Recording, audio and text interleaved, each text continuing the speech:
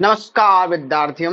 आज हम लोग पढ़ने वाले हैं बहुत ही इंटरेस्टिंग चैप्टर। आप लोग सब लोग जानते हैं, इसका नाम ही बताने में मतलब आनंद आ जाता है कि आनंद की अनुभूति होती है। बहुत इंटरेस्टिंग चैप्टर मतलब बायो में ये जब चैप्टर आता है सब लोग मतलब इस चैप्टर का एक इंतजार होता है। इसका नाम है, प्यारे प्यारे शब्दों में लेना चाहूंगा, आप लोग भी लीजिए, ह्यूमन रिप्रोडक्शन। तो आज हम लोग इसका इंट्रोडक्शन देखने वाले हैं। ये चैप्टर पूरे सीरीज में चलेगा, क्लास 12 का। और इस चैप्टर में हम पूरा डिटेल में पढ़ेंगे कि रिप्रोडक्शन है क्या। वैसे रिप्रोडक्शन आप सबको पता है, 12th में आ गए हैं, सबको पता है कि क्या होता है। अब ये जरूरत क्यों होती है ये भी आपको पता है, होता कैसे है वो हम आपको यहाँ पर बताएंगे, मतलब पढ़ाएंगे क्या क्या है, मतलब कैसे रिप्रोडक्शन होता है, इसका पूरा प्रोसेस आपको समझाएंगे।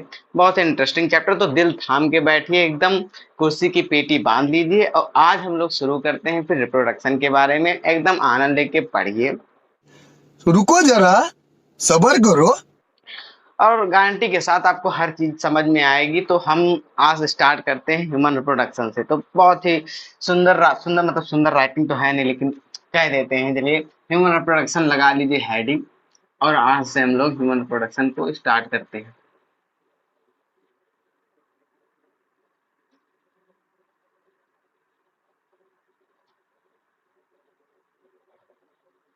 अब इसमें तो एक बेसिक चीज होती है कि ह्यूमन रिप्रोडक्शन है तो भाई ह्यूमन को हमको पढ़ना। तो रिप्रोडक्शन में क्या होता है कि रिप्रोड्यूस ऑफ द सब्सटेंस, मतलब कोई भी चीज है उसका हम रिप्रोडक्शन जब कर रहे हैं, तो जब उसका फिर से प्रोडक्शन किया जा रहा है, this is known as the reproduction. तो हम ह्यूमन में रिप्रोडक्शन देखेंगे कि कोई किसी का मतलब जन्म हो रहा है, तो फिर वो आगे चल के अपनी जब पीढ़ी दर पीढ़ी जब चलती रहेगी, तो उसकी जनरेशन जब चलती रहेगी, तो उसको चलाए रखने के लिए हमारे पास रिप्रोडक्शन बहुत जरूरी होता है। ठीक है, और इसी को हम रिप्रोडक्शन कहते हैं। मतलब बताना ही नहीं है कि रिप्रोडक्शन क्या है और कैसे, मतलब कैसे करते हो तो बताएंगे, मतलब और क्या होती है और क्यों जरूरत होती है, क्योंकि आप 12th में आ चुके हैं तो इतना तो सबको बेसिक पता है। अब रिप्रोडक्शन में ये आप बेसिक जानते हैं कि अब मैं जैसे बेसिक बातें आप लोगों ने पढ़ रखी होंगी 10th तक, कि क्या होता है कि एक होता है ओवम और एक हो जाता है हमारा स्पर्म। ये हमारा मतलब बेसिक चीज है। ये होती क्या है, दोनों आते हैं, उसके बाद जब इनका फॉर्म मतलब मिलते हैं दोनों, और क्या बनता है, जायगोट हमारा बन जाता है। ये मतलब ये हम शुरू शुरू से एकदम रटते आए हैं। ये एक अब बाहर निकल जाएंगे और किसी से भी पूछ लेंगे, जो ठेला लगाता होगा, जो चप्पल बनाता होगा, वो भी बता देगा कि हाँ एक स्पर्म आता है, एक ओवम आता है, और क्या बन जाता है, जायगोट बन जाता है। बेसिक चीजें हैं। अब देखिए, अगर मैं आपको बताऊं तो एक्चुअली ये ओवम नहीं है। अब ये जान के, अब ये तो स्पर्म है, ये कंफर्म है, लेकिन ये जो मैंने बता दिया ये अभी स्पर्म नहीं है, सॉरी, ये अभी ओवम नहीं है। ऐसा क्यों होता, ये है कि अभी 10th तक तो आप पढ़ते आए हैं कि ओवम आता है और उधर से स्पर्म आता है, मिलके जायगोट बनता है। लेकिन एक्चुअली में देखें, एक्चुअली में जो कंसेप्ट होता है कि जब तक ये ओवम है, ओवम में अगर स्पर्म एंट्री नहीं कर रहा है, तब तक हम इसको ओवम नहीं कहेंगे। ऐसा क्यों होता है, क्योंकि हम oogenesis में इसको अच्छे से बताएंगे, इसकी बहुत सारी स्टेजेस होती हैं। तो ये चीज अभी आप याद रखिए कि ओवम जब तक, ओवम के अंदर ये जो बनी है, ठीक है, जो ये हमारे ओवम होता है, इसको ओवम अभी नहीं कहेंगे, इसको हम सेकेंडरी oocyte कहते हैं। आगे बताएंगे क्या चीज है। तो अभी आप याद रखिए, जब तक स्पर्म इसके अंदर एंट्री नहीं किया है, फीमेल गैमिट है ये, अभी इतना याद रखिए। उसके बाद जब तक स्पर्म इसके अंदर एंट्री नहीं किया है, तब तक हम आप इसको ओवम नहीं कहेंगे। जब इसके अंदर एंट्री कर जाएगा, तब इसको हम ओवम कहेंगे। अगर ये आप याद नहीं रख पा रहे हैं तो इसको अभी हम आगे डिस्कस करेंगे, लेकिन इतना तो याद रखिए, ठीक है। अभी हम इसको, जब तक ये इसके अंदर नहीं आएगा, ओवम नहीं कहेंगे। क्यों नहीं कहेंगे उसके बारे में आपको मैं आगे बताऊंगा। तो वो जब रीजन आपको पता चल जाएगा, तभी आप किसी को बताइएगा कि ऐसा क्यों हम नहीं कहते। नहीं ऐसे बताने चले गए, वो पूछ रहा है कि क्या बेवकूफ बना रहे हो भाई, ओवम कहते कैसे नहीं है, हम शुरू से पढ़ते आ रहे हैं कि हाँ ये ओवम आता है, स्पर्म आता है, जायगोट बनता है, ऐसे सब जायगोट ऐसे जनसंख्या बढ़ती जा रहे हैं, तुम क्या बता रहे हो। ठीक है, तो वो जब तक आपको रीजन नहीं पता चलेगा, ऐसा आप नहीं कह सकते। तो रीजन बताएंगे तो आपको भी अच्छा लगेगा, समझ में आएगा क्या है। अब ये जायगोट बन जाता है, उसके बाद होता क्या, इसका हो जाता है, यूट्रस में जाता है, तो अटैचमेंट हो जाता है। तो अटैचमेंट, ये जो अटैचमेंट होता है, इसकी भी बहुत सारी स्टेजेस होती हैं, हम आगे बात करेंगे। तो ये अटैचमेंट शो करता है किसमें, यूट्रस में। तो इसको हम क्या कह देते हैं, इम्प्लांटेशन। ये क्या हो जाता है, इम्प्लांटेशन। इम्प्लांटेशन बहुत ही बेसिक बातें कर रहे हैं, इम्प्लांटेशन। उसके बाद इम्प्लांटेशन के बाद होता क्या है कि जब ये जब मेच्योर हो जाता है तो क्या होता है कि उसका पार्चुरेशन हो जाता है। पार्चुरेशन का मतलब detachment of the embryo from the uterus of the female, तो इसको हम क्या कह देते हैं, पार्चुरेशन। तुम क्या कह रहे थे, पार्चुरेशन। तो पार्चुरेशन क्या है कि मतलब जो एम्ब्रियो यूट्रस के अंदर पल बढ़ रहा था वो एकदम डेवलप हो चुका है, तो डेवलप होने के बाद उसको डिटैचमेंट शो करना पड़ेगा यूट्रस से, तो वो क्या करेगा, अ, आपके जो यूट्रस होगा उससे डिटैचमेंट शो करने के लिए वहां से टूट निकल जाएगा, और इस प्रोसेस को हम क्या कहते हैं, पार्चुरेशन। ये आपकी पूरी बेसिक चीजें होती है जिसमें आप क्या कहते हैं, आप अब ह्यूमन रिप्रोडक्शन को पूरा देखते हैं, तो हमको बस यही पढ़ना है कि ओम को लाएंगे, स्पर्म को, ये चीज ध्यान रखिएगा, ठीक है। हम फीमेल गैमेट को लाएंगे, मेल गैमेट को लाएंगे, मिलाएंगे, जायगोट बनेगा, अटैचमेंट करेंगे, यूट्रस और इम्प्लांटेशन, पार्चुरेशन, ये सब पूरा मतलब एक बेसिक चार्ट है। बस इसी को आपको पढ़ना तो है, इतना है, लेकिन इसको अभी जब अंदर खोदते चले जाएंगे कि हाँ क्या क्या मिलता है, तब हमको बहुत चीजें इसमें जानने को मिलेंगी, ठीक है। अब देखिए, अब एक वर्ड आपसे मैं आपको बताना चाहता हूँ। हम लोग होते, देखिए हम लोगों में होता क्या है, एक दो वर्ड आपको मैं बताता हूँ, स्पर्मेटोजेनेसिस, इसके बारे में एक अलग से टॉपिक, उसके बारे में हम बात करेंगे। अभी सिर्फ जितना मैं आपको हो सकता है इंट्रोडक्शन में बता दूं कि बात में आपको और अच्छा लगे, समझ में आए कि हाँ पहले से हमको पता है। Gametogenesis,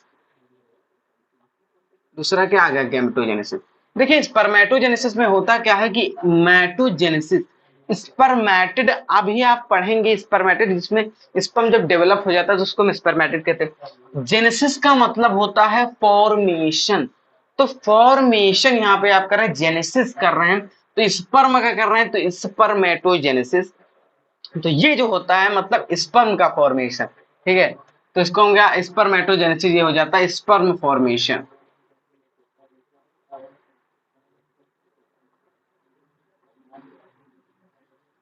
sperm formation.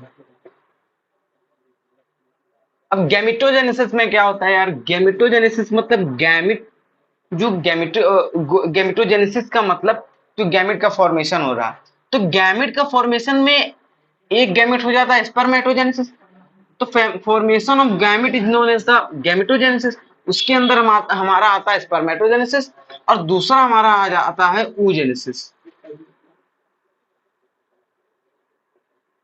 इसका भी मतलब आप समझ रहे हैं कि oogenesis मतलब ये होता ओवम का जेनेसिस करना, फॉर्मेशन करना, तो ओवम फॉर्मेशन को हम क्या कहते हैं, ओवम फॉर्मेशन को हम क्या कहते हैं, oogenesis। ओवम फॉर्मेशन को हम क्या कह देते हैं, oogenesis। समझ में आ गया आपको। तो gametogenesis, spermatogenesis, oogenesis, ovum formation. अब एक चीज और आपको वर्ड बताता हूँ, पार्थिनोजेनेसिस। ये क्या चीज है, नई चीज, पार्थिनोजेनेसिस, वो लोगों ने सुन रखी होगी, तो बहुत उछल कूद रहे होंगे कि हाँ ये तो मुझे पता ही है, ठीक है, और नाच गा रहे होंगे। पार्थिनोजेनेसिस, इसमें होता क्या है कि गैमेट का प्रोडक्शन होता है, लेकिन वो रिप्रोडक्शन में रोल नहीं अदा करते हैं, तो अदा नहीं करते हैं तो हम उनको क्या है कि रिप्रोडक्शन करेंगे नहीं। तो पार्थिनोजेनेसिस में होता क्या है, गैमेट तो फॉर्म होता है, गैमेट फॉर्मेशन होता है, but no reproduction take place.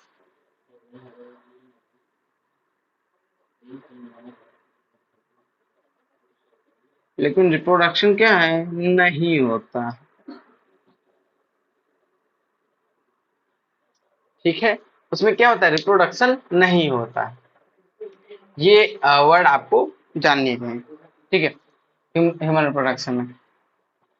अब देखिए, मैं इसमें कुछ इंपॉर्टेंट चीजें और बताता हूँ। देख, मैं कैटेगराइज करता हूँ टाइप ऑफ रिप्रोडक्शन को, सेक्सुअल सेक्सुअल पर नहीं जाएंगे, टाइप्स ऑफ रिप्रोडक्शन।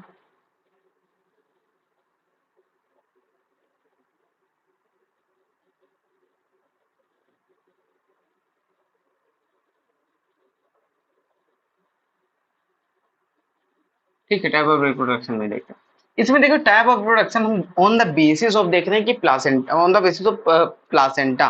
देखिए क्या होता है इसमें, हम आपको देखे होंगे टाइप ऑफ रिप्रोडक्शन में, इसमें हम क्या बात करते हैं कि जैसे आपने देखा होगा बर्ड को, तो उसमें होता क्या है कि बर्ड में कि उनका वो होती हैं जैसे हम लोग क्या होता है वो होते हैं वीवी पेरस, वो होते हैं ओवी पेरस। उसमें क्या होता है मतलब एग लेइंग होते हैं, अंडे देते हैं। तो इसको हमने तीन कैटेगरी में बांट दिया। एक हमारा हो जाता है ओवी पेरस, एक हो जाता है वीवी पेरस, और एक हमारा जाता है ओवीवी पेरस।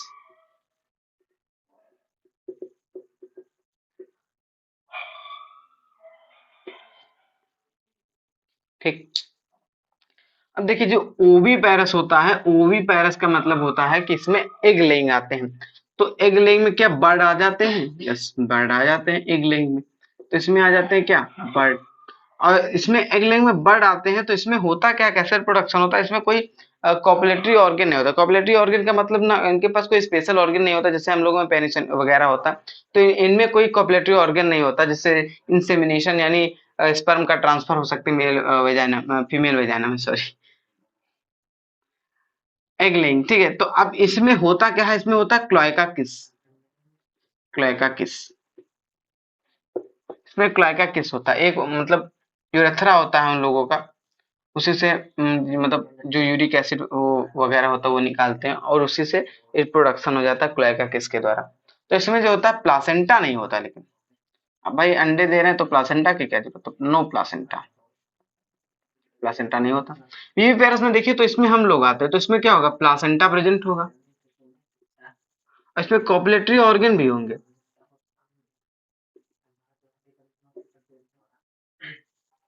प्लासेंटा, इसमें हम लोग आते हैं क्योंकि इसमें एम्ब्रियो फॉर्मेशन होता है अंदर। तो इसमें क्या होता है, इनफर्टिलाइजेशन, मतलब फर्टिलाइजेशन तो होगा लेकिन अंदर होगा, तो इनफर्टिलाइजेशन। दूसरा था ओविविपेरस, इसका मतलब होता है, इसमें देखिए दोनों वर्ड जुड़े हैं, ओ और वीवी। ओवी का मैंने यहाँ पे बताया कि यहाँ पे क्या होता है, अंडे देते हैं। वीवी का मतलब मैंने बताया कि इसमें प्लासेंटा वगैरह होगा और इंटरनल फर्टिलाइजेशन होगा। इनफर्टिलाइजेशन इंटरनल, इसको आप सिंपली लिख दीजिए इंटरनल फर्टिलाइजेशन, ज्यादा अच्छा रहेगा। इंटरनल फर्टिलाइजेशन, ठीक है। यहाँ पे जब दोनों है तो यहाँ पे क्या होता है, एग तो देते हैं, एग तो देते हैं, लेकिन क्या होता है अंडे देने के बाद वो अंडे अंदर ही मैच्योर होते हैं, फिर उसका वो बाहर निकलते हैं। तो इसमें फिर प्लासेंटा की कोई जरूरत नहीं होती, तो इसमें प्लासेंटा नहीं होता, नो प्लासेंटा। ठीक। इसमें क्या होता है, एग लेइंग होते हैं, लेकिन इसमें फर्टिलाइजेशन क्या था, इसमें देखिए फर्टिलाइजेशन जो होता है एक्सटर्नल फर्टिलाइजेशन होता है, क्योंकि ये जब बाहर अंडे देते हैं तो बाहर ही मैच्योर होते हैं।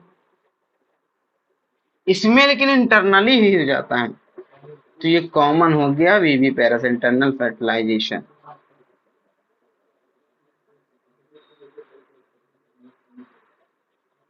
इंटरनल, तो उसमें नो प्लासेंटा, प्लासेंटा नहीं होगी। एग लेंगे, अंडे देंगे, लेकिन अंदर ही वो क्या हो जाएंगे, डेवलप हो जाएंगे। और इंटरनल फर्टिलाइजेशन अंदर ही डेवलप हो गया, तो इंटरनल फर्टिलाइजेशन बहुत इंपॉर्टेंट चार्ट है, इसको एकदम छाप लीजिए और घोर के पी जाइए। मतलब इंपॉर्टेंट है, ओवी पेरस, वीवी पेरस, ओवी पेरस, बहुत इंपॉर्टेंट चार्ट। एकदम इसको देख लीजिए क्या इसमें वो क्या चीज नहीं समझ में आ रहा है, एकदम अच्छे अच्छे से नोट्स बना के उसमें लिख लीजिए, ओवी पैरस, वीवी पैरस, ओवी पैरस। तो इसको रब कर देते हैं, ठीक है।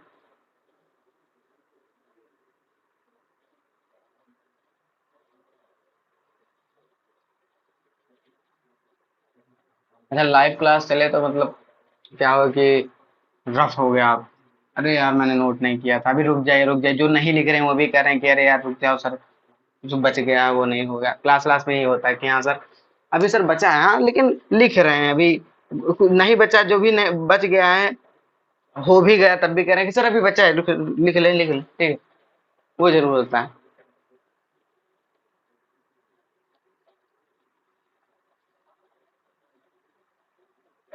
अब देखिए, मैं यहाँ पर आपको बताता हूँ।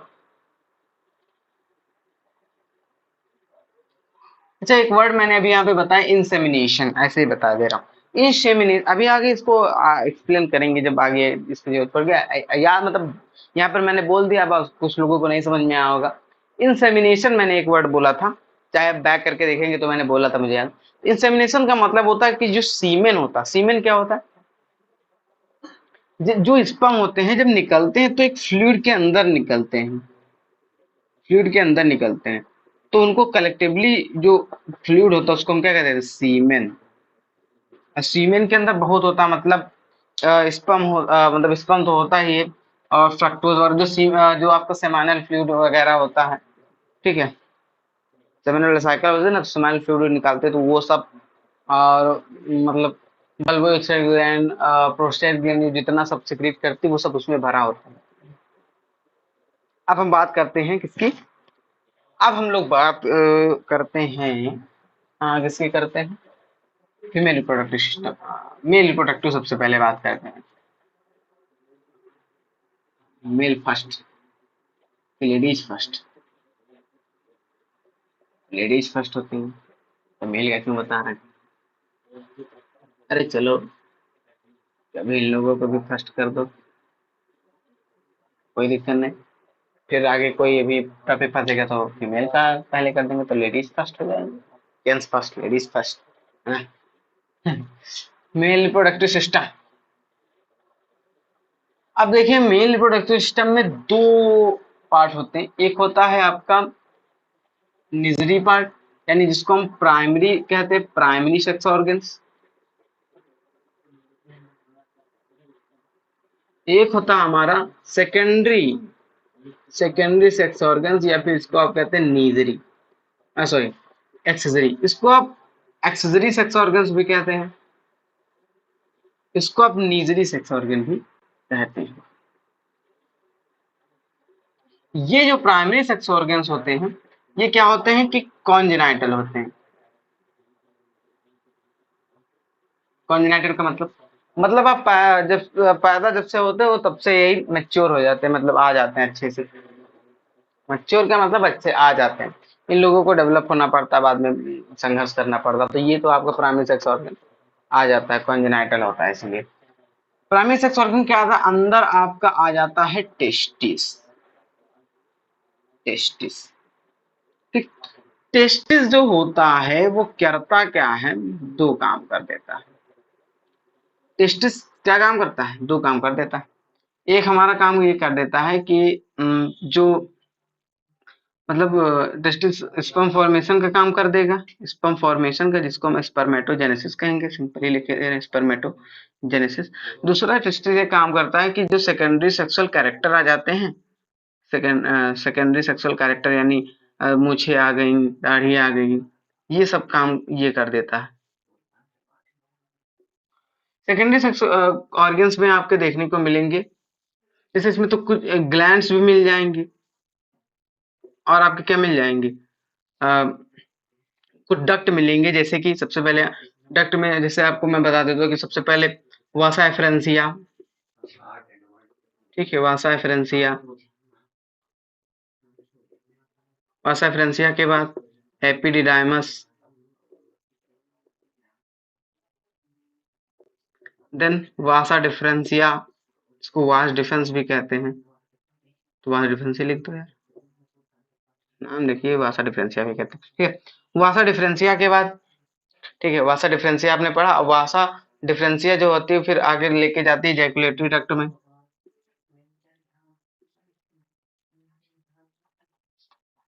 इसके अंदर आती है ग्लैंड, कुछ जैसे सेमाइनल वेजाइकल,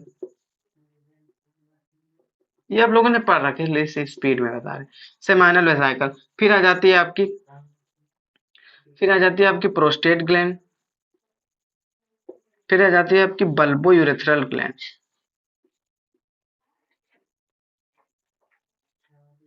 इसी को हम कहते थे कूपर्स ग्लैंड,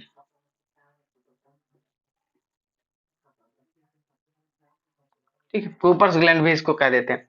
ये जो सेमाइनल वेसाइकल होती है ये दो होती है, प्रोस्टेट ग्लैंड एक होती है, और बल्बो यूरेथ्रल ग्लैंड जिसको कूपर्स ग्लैंड कहते हैं, इसको भी, ये भी दो होती। तो ये हुआ मेल रिप्रोडक्टिव सिस्टम। अगले वीडियो में हम लोग बात करते हैं फीमेल रिप्रोडक्टिव सिस्टम। तब तक इतना क्लियर रखिए, फिर अगले मिलते हैं जल्द ही फीमेल रिप्रोडक्टिव सिस्टम के साथ एकदम मजे के साथ।